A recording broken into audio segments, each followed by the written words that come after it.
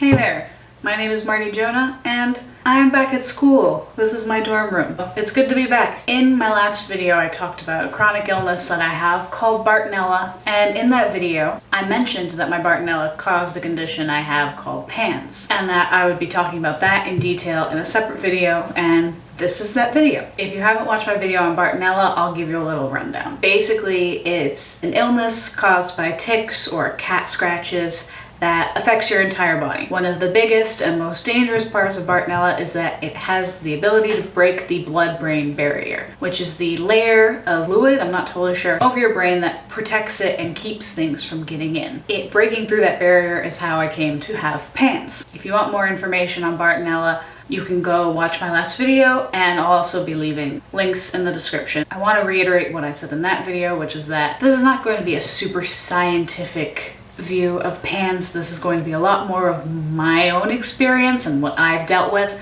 but I will be leaving links in the description, and I highly encourage you to go find some more information. So, what is PANDAS? PANDAS stands for Pediatric Acute-onset Neuropsychiatric Syndrome. It is what happens when an infection breaks through the blood-brain barrier and subsequently infects your brain. Some, but not all, of the symptoms include a very sudden onset of OCD, ADHD, severe food restriction, tics, reduced motor skills, insomnia, and oversensitivity to outside stimulus like light and sound. Those are just some of the more common ones. Along with PANDAS is PANDAS, which stands for Pediatric Acute Onset Neuropsychiatric Disorders Associated with Streptococcal Infections. This is literally the exact same thing as PANDAS, except that it is caused by a streptococcal infection, and PANDAS is caused from any other infection. Mine was caused by Bartonella, so I have PANDAS. If it was caused by strep, then I would have PANDAS. But they are literally the exact same disorder. If caught early enough, antibiotics can be used to treat both of these conditions extremely effectively by getting to the root cause. Other times this is chronic and you can have periods of remission and it can flare up again. Some people live with it their whole lives.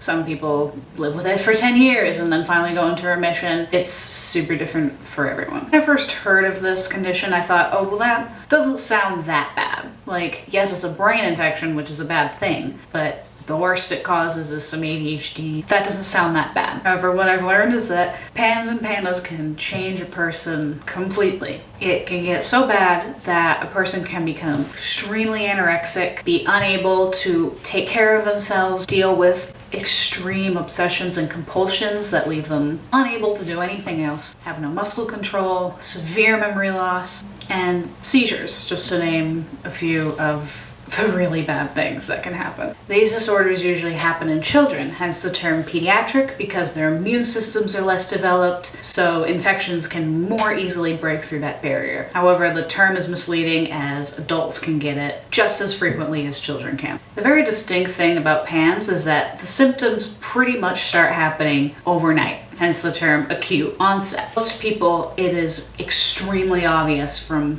one day to the next. Their personality completely changes and everything is totally different, and it's very obvious to tell that something is wrong. The problem that I ran into is that I already have OCD, eating problems, Tourette's, and a mood disorder that makes me very liable to extreme emotions. So to me, it didn't feel very acute. For me, it actually just felt like my symptoms were more severe than usual. I thought that maybe I was relapsing into some old problems, but at the same time, that didn't make sense because nothing had triggered me and I was doing really, really well in my treatment, so it didn't really make much sense. However, since then, things have gotten much worse, and even as I've been diagnosed and I have a treatment plan, things have just sort of gone downhill. I can't pinpoint exactly when things happen, but knowing what I know now, there are a few things that stick out. When I started forgetting what someone was saying to me as soon as they finished saying it.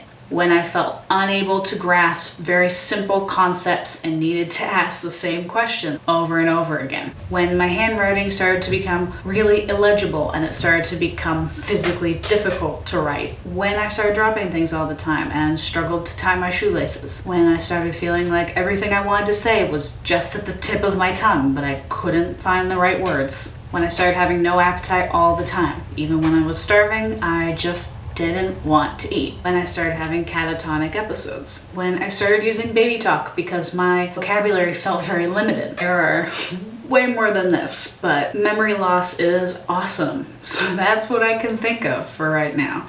I desperately wish I could properly describe what PANDAS feels like. The closest I've been able to think of for me is that it feels like I'm aging backwards while my brain is melting. I feel like a little kid again who needs to be around their mommy all the time and is unable to do things for themselves. It also feels like I'm losing my sanity. I don't think it's ever okay to call someone crazy or insane or psychotic or anything like that. But unfortunately, those are the only words I can find to describe how it feels in my head. There are days when nothing is necessarily wrong, but in my head, everything just feels wrong or like almost fake. Like everything is an illusion. And I feel like I'm screaming inside of my own head and I can't find any words or anything.